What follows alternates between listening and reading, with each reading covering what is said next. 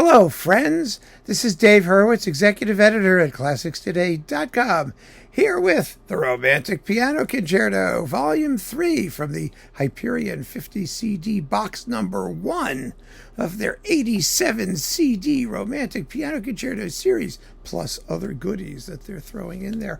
Well, in this particular batch, we've got Mendelssohn's Concertos for two pianos, featuring Stephen Coombs and Ian Munro, pianists, the BBC Scottish Symphony Orchestra under Jerzy Maksymiuk. Now, this was recorded in 1991. Mendelssohn's Concertos for two pianos are really known only to piano duos. That they're the ones who have been recording them. And there are maybe, I don't know, at this point in life, half a dozen versions. And they're all good, to be honest with you. I don't think there are any bad ones. The classic version was Golden Fizdale with Eugene Ormandy on Columbia. Those were really fun. They had some small cuts. Occasionally people make cuts because they're big-limbed pieces. We'll get to that in a minute. And then there was one on arts music with Morongovius and Uriarte, with Anthony Vitt conducting, actually, which was quite good. And I think he's also the conductor on the Naxos version with Benjamin Frith and company. They're well served, given the fact that they are early Mendelssohn. They're from his teenage years. Well, early Mendelssohn. Early Mendelssohn is, when he was like 3 months old.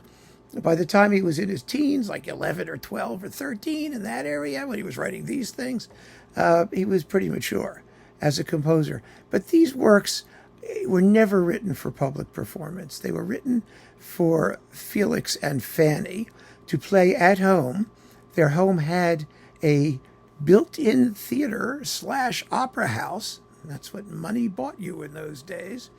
And they were able to give performances with orchestra, as often as not, for the delectation of, Mama and Papa Mendelssohn, which is a pretty good deal. And that doesn't mean that Mendelssohn spent any less time or effort over this stuff. I mean, that family was nothing if not serious.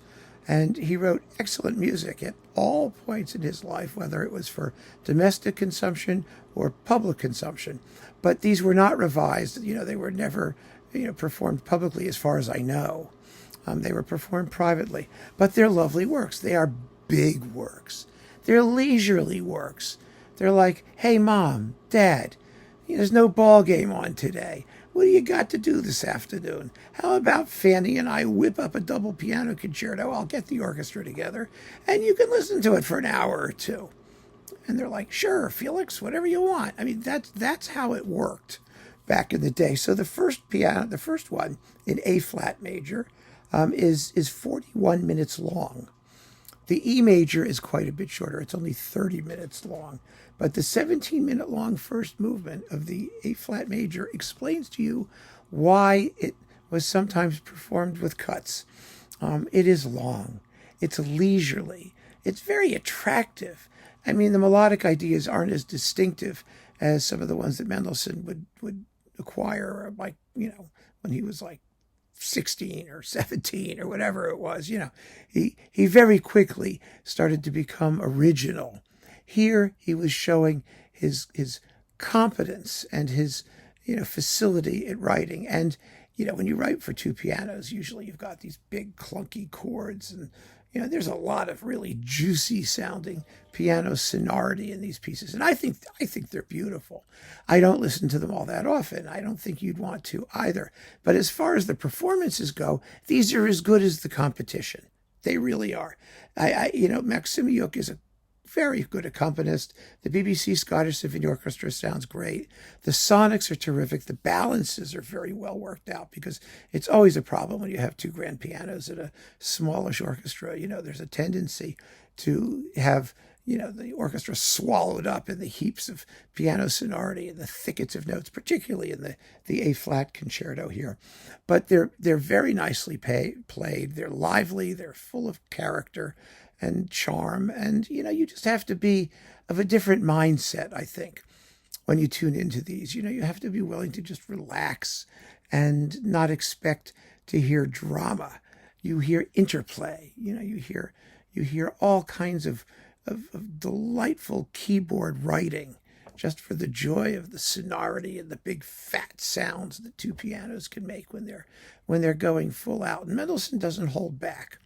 He really doesn't in these pieces. There's a lot of very, very rich keyboard figuration in both of these pieces. Later in life, he would become more disciplined and his melodic invention would become a little bit more distinctive, or sometimes a lot more distinctive. But these are lovely works, and it's really nice to see them showing up in the Romantic Piano Concerto series because, in the context of a big project like this, it gives them exposure. It gives them an exposure that they wouldn't otherwise have. Most people don't run around looking for individual discs of two piano concertos by Mendelssohn, but here they are in this set, and deservedly so.